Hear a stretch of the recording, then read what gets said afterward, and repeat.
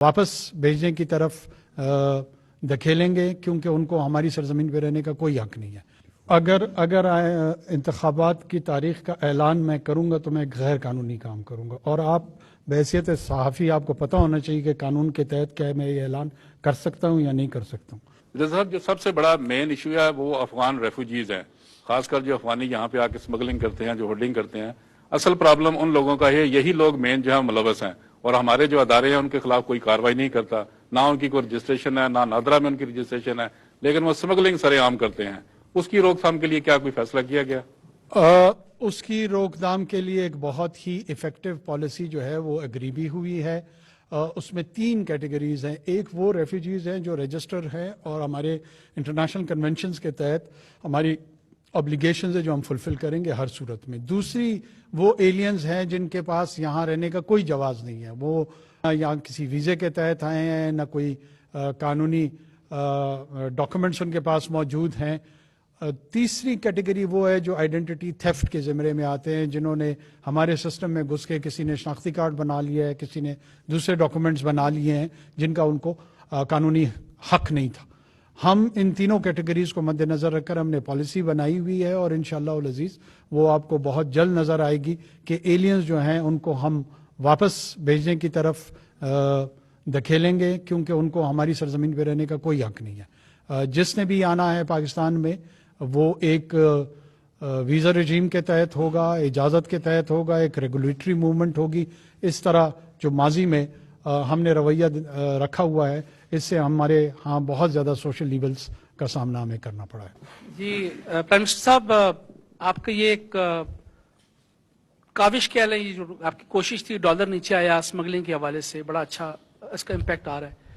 ہم نے تمام آئی جیز بھی دیکھے، ماشاءاللہ تمام سٹیک ہولڈر موجود ہیں۔ اس میں 2 بڑے اہم امپورٹنٹ ڈپارٹمنٹ ہیں، کسٹم اور FIA، بارڈر مینجمنٹ، جو ابھی افغان ٹرانزٹ ٹریڈ بند تھی جو آج سے کھل گئی ہے۔ تو کیا ان لوگوں کو آپ لوگوں نے کیفے کردار تک پہنچانا ہے جو اس تمام چیزوں کی جڑ ہے، جس میں کسٹم سب سے بڑا ایک ایسا ادارہ ہے، اور ساتھ FIA جو ان کے ساتھ وہاں بیٹھ کے جو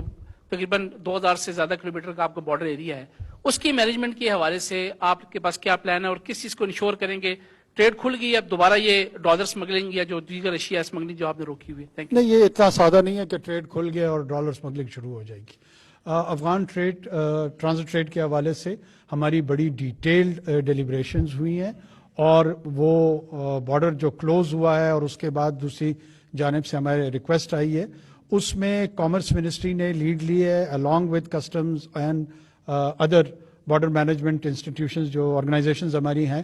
اور ایک پالیسی ڈیوائز ہوئی ہے، ایک انڈرسٹینڈنگ ڈیولپ ہو رہی ہے کہ کون کون سی چیزیں وہ الاؤ ہوں گی، کون سی نہیں ہوں گی۔ اس میں جو اسمگلڈ گڈس کا آسپیکٹ ہے اس پہ 0 ٹالرنس ہے، اور ایک انلیگل غیر قانونی انڈسٹری کرنسی کی جو تھی اس پہ ہمارا کریک ڈاؤن جو ہے نا وہ بڑا کنسسٹنٹ ہوگا، اور یہ پیغام جو ہے نا وہ بار بار جانا چاہیے۔ جنہوں نے اس انلیگل ایرینا میں اپنی انویسٹمنٹس کی ہیں، میرے خیال میں ان کو بہت نقصان اٹھانا پڑے گا۔ وہ جتنا جلد اس کو ریئلائز کر لیں ان کے لیے بہتر ہے، نہیں بھی ریئلائز کرتے ہیں قانون اپنا رستہ اختیار کرے گا۔ جناب وزیر اعظم، یہ آپ نے ایک کمٹمنٹ کی تھی کہ جو 200 یونٹس بجلی والے صارفین ہیں ان کو آپ ریلیف دینے کی کوشش کریں گے، IMF کو بھیجا بھی گیا، لیکن ابھی تک ان کی طرف سے کوئی جواب نہیں آیا، تو کیا کوئی عوام کو امید ہے کہ آپ دے سکیں؟ دوسرا ایک چھوٹا سا ضمنی سوال، بعض سیاسی جماعتیں ان خدشات کا اظہار کر رہی ہیں کہ جو کیئر ٹیکرز ہیں، ہمیں خدشہ ہے کہ چیئر ٹیکرز نہ بن جائیں، اور انتخابات کی تاریخ کا اعلان جو ہے وہ کرنا چاہیے کہ انتخابات کی تاریخ کا اعلان ہو جائے۔ اگر انتخابات کی تاریخ کا اعلان میں کروں گا تو میں غیر قانونی کام کروں گا، اور آپ بحیثیت صحافی آپ کو پتہ ہونا چاہیے کہ قانون کے تحت کیا میں یہ اعلان کر سکتا ہوں یا نہیں کر سکتا ہوں۔ اگر آپ ہی ہمیں غیر قانونی کام کی طرف راغب کریں گے اور ایسے سوالات اٹھائیں گے کہ ہم ٹیمپٹ ہوں کہ قانون توڑیں اور قانون شکنی کریں، تو اس کا میں کیا جواب دوں؟